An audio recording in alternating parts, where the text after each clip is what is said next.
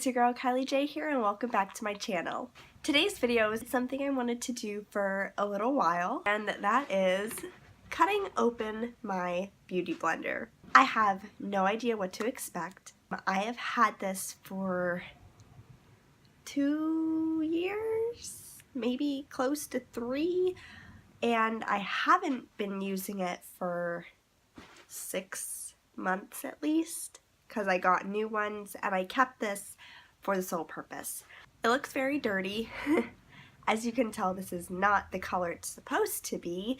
We will see what color that is when we cut it open. So I'm kind of scared to cut this open because I was seeing stuff about like bugs being in it, and I'm like, I don't think there's bugs in here, but that's kind of freaky. I guess without any further ado, let's just chop this thing open and see what's inside of it.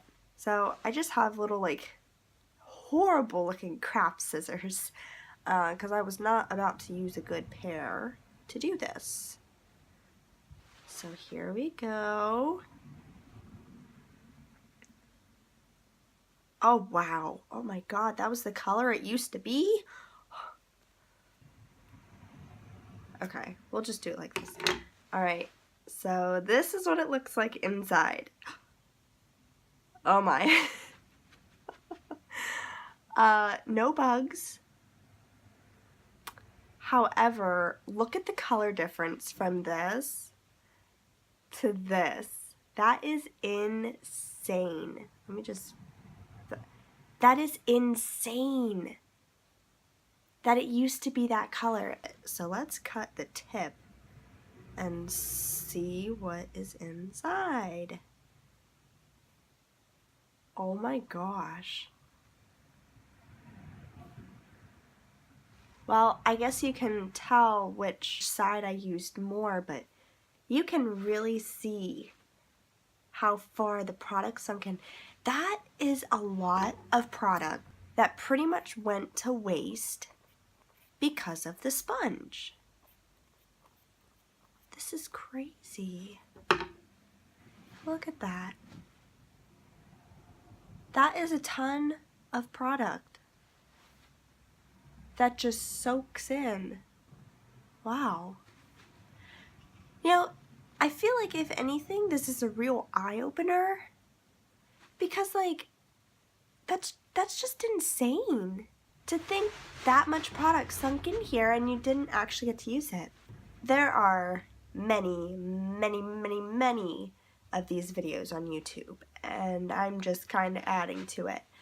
My opinion, I feel like something like this, now I do not know for sure if washing it makes a difference because the product still seeps in. Like, even if you wash it regularly, like the product will still seep into there. But I feel like if anything, this is all the more reason to not only replace your beauty blenders frequently, but to also maybe think of going to an alternative, such as using like a brush or those little silicone sponge things. I personally love beauty blenders. The sponge, I feel like it just does wonderful things for my face and I love it.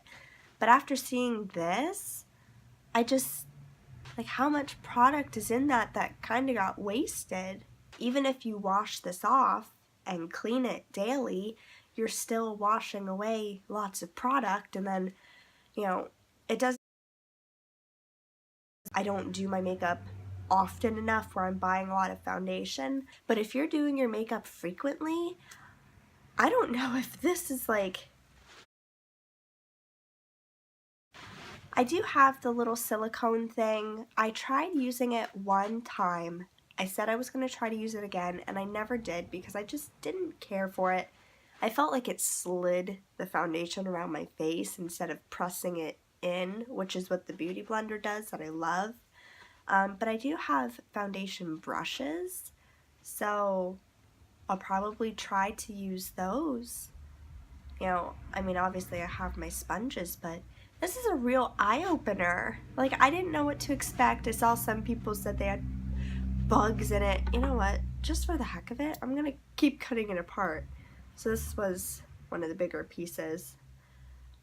You know, some people were saying there were bugs in it, there was mold in it, but I didn't really watch many of those videos, so I don't know if they were just clickbait purposes.